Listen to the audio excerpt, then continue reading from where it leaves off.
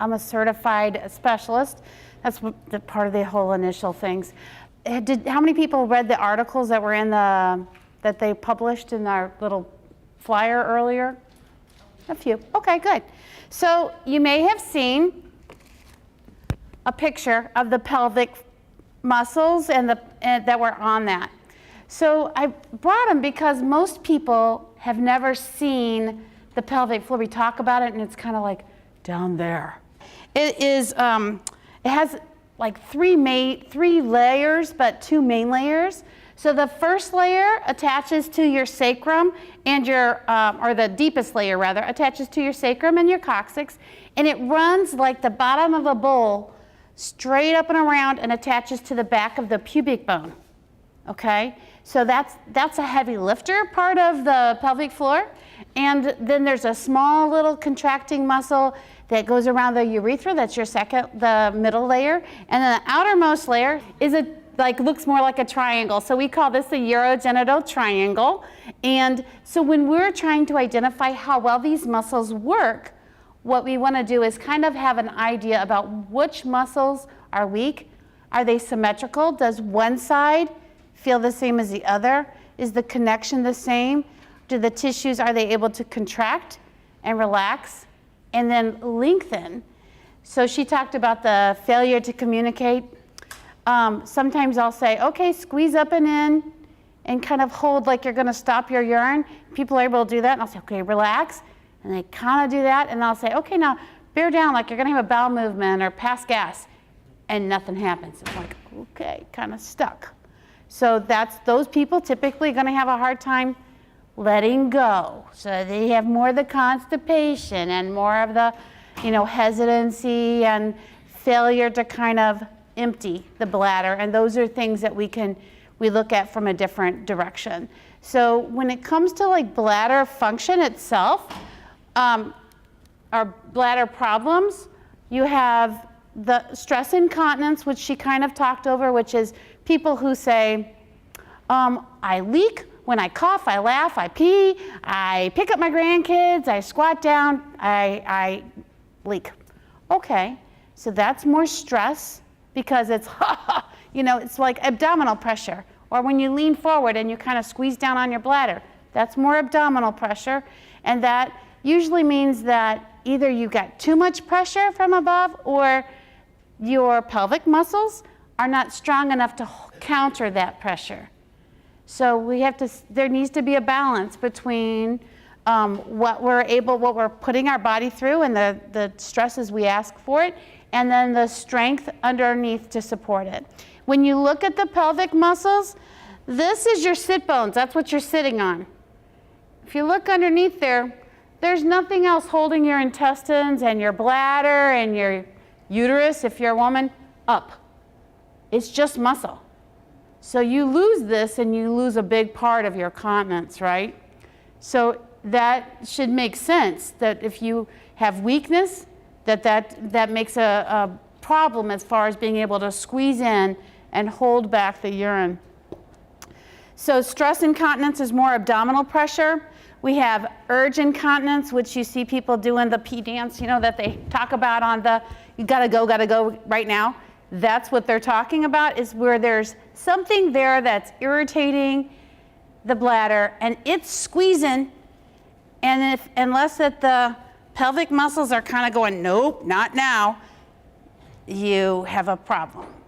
So you can't make it to the bathroom in time or whatever. That comes with a couple of things that need coordination of. So what causes that type of urgency can be a number of things. Infection was one of the things that she mentions, which is key.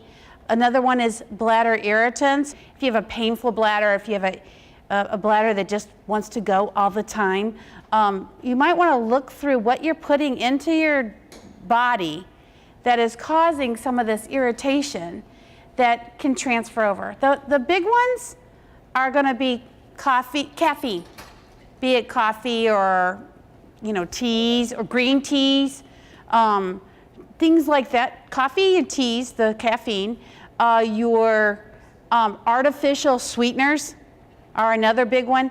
Alcohol is another, which plays havoc with the MS anyway, not to mention all your other medications. Citrusy type of juices, lots of like acid type of things. Some people it's lemons or oranges or grapefruit. So you have to kind of look at the list and go, when you look down at that list, kind of start highlighting, oh, I use these in my diet all the time, a lot. Okay, well maybe start with that and eliminate it for a little while and see if your urgency kind of backs off a little bit. So that's the urgency. So we have stress, we have urgency, and we have a mixture. Sometimes people have a little bit of both of those type of urgency and the stress where there's a little bit of weakness. And then the final is the people that don't go. They just can't let go. They store too much. And they get the overfull bladder. And she talked about those people, they stretch and stretch until their bladder is ginormous. And then they sometimes will have leakage just because my cup runneth over. It's got to go somewhere. And as soon as you lean over or whatever, you're having problems. So if you just learn to manage it with your timed voids or cathing, if you need to do that, that helps a lot on those, okay? All right, so this is this side is just saying, what does it take to be a WMS? And then as far as like for a physical therapist, we just look at a lot of different things that can help you help educate you. And obviously Mary Kay goes through a ton of this stuff with you.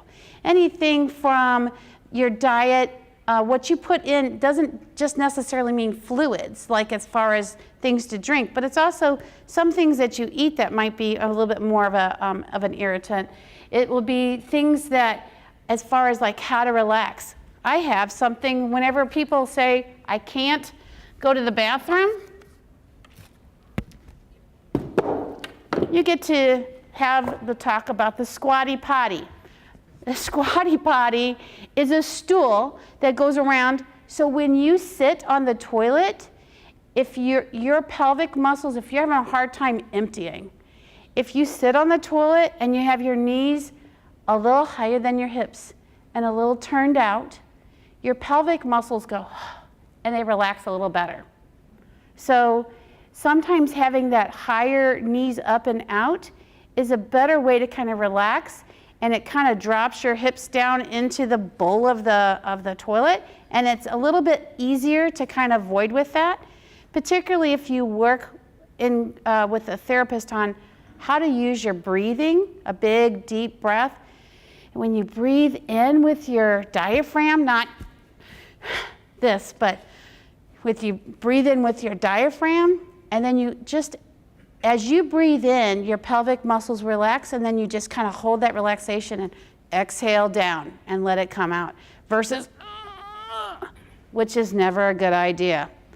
So we'll work on some things where you can kind of work on breathing, relaxation, bearing down type of things within the biofeedback. Positioning as far as spasticity, if you are having certain types of spasticity in certain areas, that can usually be a problem as well. Women, especially postmenopausal women, the estrogen depletion can cause thinning of some of the tissues. And as your tissues thin, you don't have as much for those muscles to squeeze in on, to kind of hold back the urine and that. So sometimes the doctors will give you like an estrogen cream or something to help puff up the tissues a little bit and help give you a little bit better control and it also improves your secretions in the vaginal area if you have a lot of dryness. Stretching, obviously we'll talk to people about stretching and strengthening as far as what is healthy depending on each individual person. And I think she hit on a really key thing, is that a lot of people want to blame MS for all of their symptoms.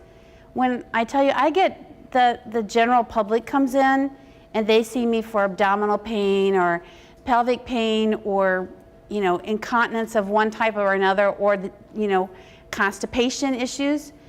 They have the same issues, but they're not necessarily MS related. You can have, if you have a lot of spasticity in your pelvic muscles, that is definitely going to kind of hold you back on how well that you can empty and void, because it's already telling everything to kind of tighten up and prevent. And if you're having spasticity in your pelvis, obviously intercourse is a lot more uncomfortable for women, and in men sometimes it just makes it too painful. So the ability to be able to relax those muscles, and what do we do if you're having spasticity inside in your pelvis, those are things that we do more manually as far as a physical therapist, and sometimes I show partners on how to do that as well at home to kind of help relieve some of that tension. If you're having some constipation, sometimes there's some key areas where you can press to kind of help give you some relief on that. Bladder problems, if you're not able to, you sit and you can't go and you can't go. She talked about where we press on the bladder itself to kind of give some stimulus and kind of go, wake up, I'm right here, and that will help. But also you can use scratching on your tailbone.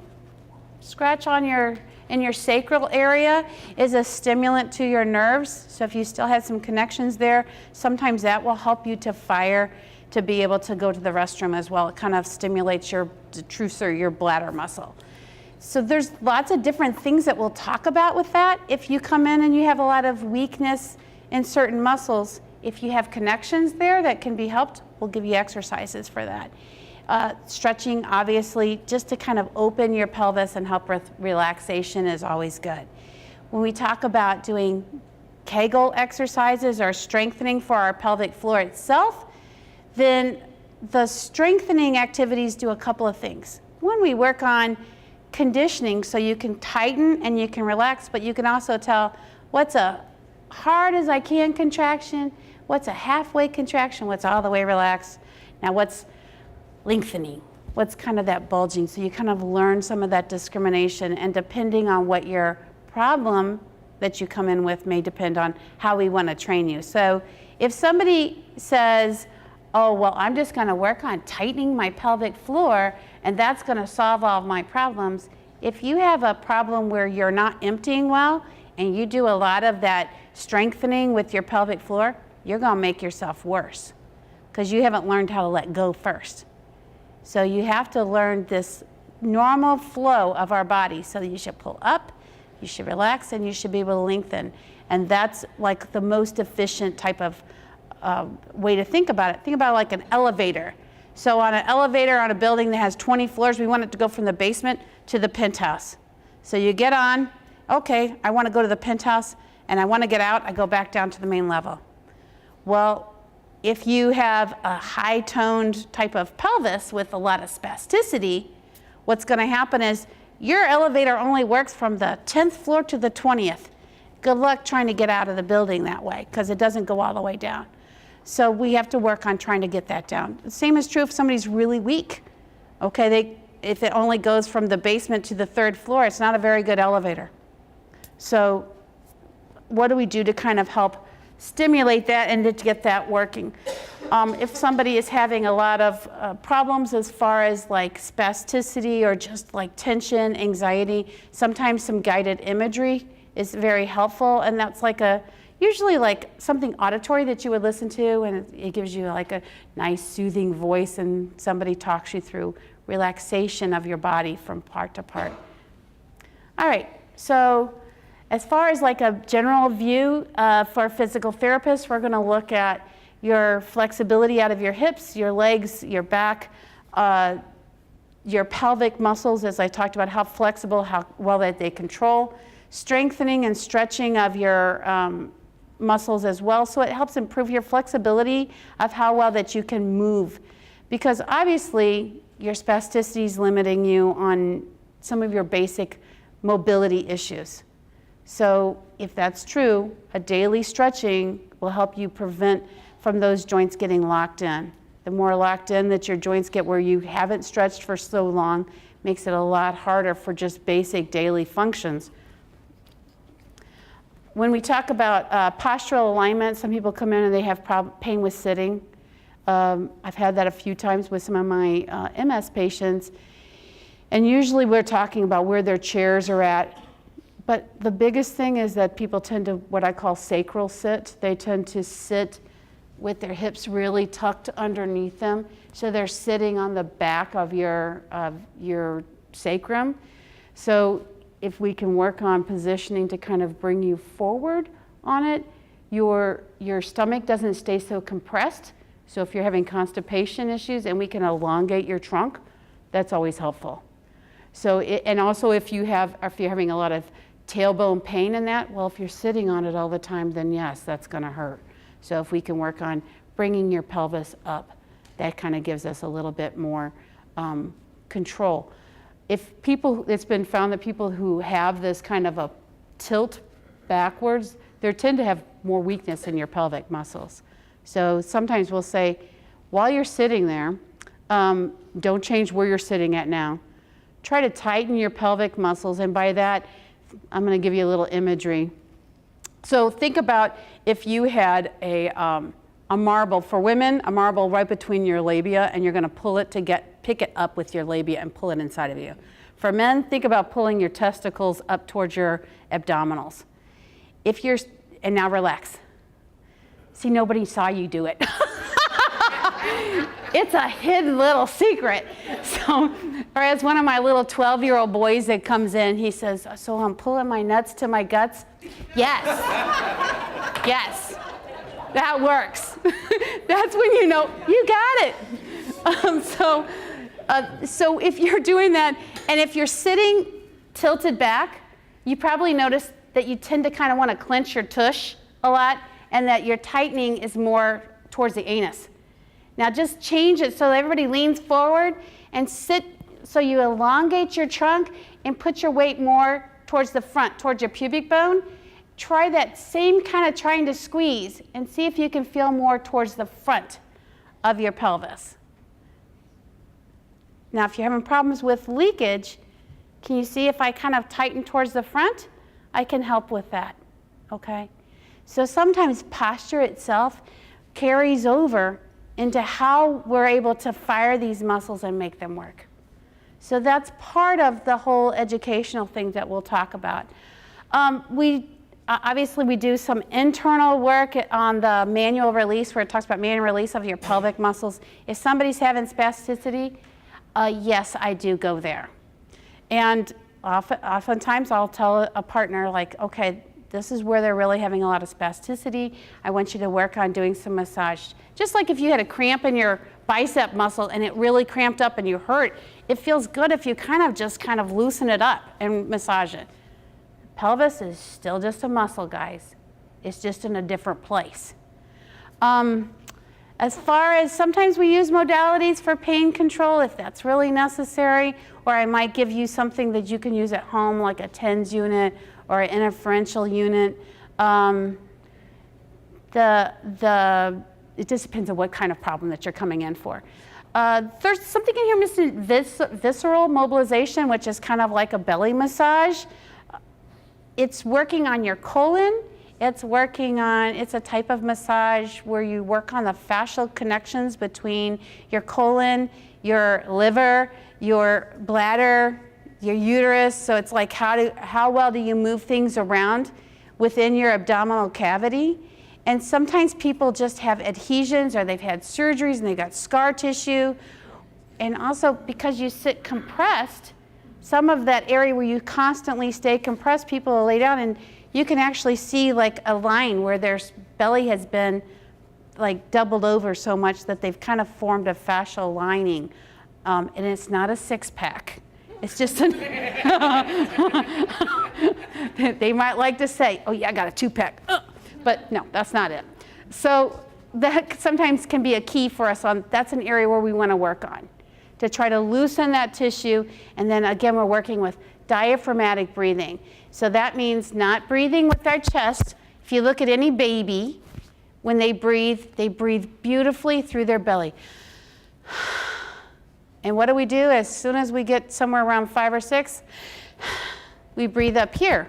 It's a lot less efficient. If you can learn to breathe through your diaphragm, you get better oxygenation, so you have more energy. If you have better oxygenation, you're going to increase your just general wellness, because you're able to expand your lungs a little bit more. You're able to get more volume in. So it helps a lot with that, as well as when your diaphragm drops down, guess what? It does like a little massage of your colon. every time you're breathing in, my belly is moving. So it's not so much that I am like hard exercise, but it's just that it's there, and you use your belly, you use your diaphragm, and usually your pelvic floor mirrors your diaphragm. So when you take a deep breath in, when you're trained, you can be able to breathe in with your diaphragm. It drops down through your abdominal cavity, and your pelvic muscles drop with it. And then you exhale, and they kind of rebound up to where they start. Inhale, exhale. So we work on that type of thing so you can learn that control of, oh, I can kind of sense that helps me. It also helps to lower your blood pressure and decrease anxiety, although if that's an issue for you or not, it does. Scar tissue release, I kind of flew past that, but that's essentially if you're having if you've had a lot of surgeries, C-sections and that kind of stuff, they can kind of hold back certain areas and kind of keep a little too much tension in one area or the other, and that can kind of cause some problems. Biofeedback. So I didn't bring a picture of somebody getting biofeedback, not their face, but because I didn't know how appropriate that would be. So biofeedback is essentially my laptop computer that has a program on it, and you can use either an insertable kind of a sensor, and yes, either vaginally or rectally, depending on where your problem's at. Or if people don't like that, I can always use sticky electrodes on either side of the anus and one up on the hip. The only problem with the sticky electrodes is, guess what? They have to come off. Yeah, so that's not always the funnest thing. So sometimes the ones that insert either vaginally or rectally are just a little bit less, they're not uncomfortable, let's put it that way. So sometimes we'll do that. So when we're looking at the biofeedback, and I've got my laptop computer, I will go through a series of training and say, okay, let's just sit here and just going to turn it on and let's just see what it does. So sometimes I'll use just a simple flower, we'll say.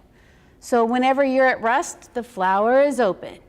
When you tighten your muscles, it should pull in. And then I'll say relax, and it should relax back down. So it kind of gives you an idea of how well that this muscle works as you contract and relax, right? So there's a series of different ways that your pelvis muscle works. 70% of your muscle is statically kind of always working. So it's holding everything up, right? It's got to hold your guts up. It's got to hold your pelvis together. So it's working all the time, but then there's that other 30% or so of your pelvic muscles that function on quick contractions, which is, oh my gosh, I don't want to pee. Or I'm laughing so hard and I don't want to.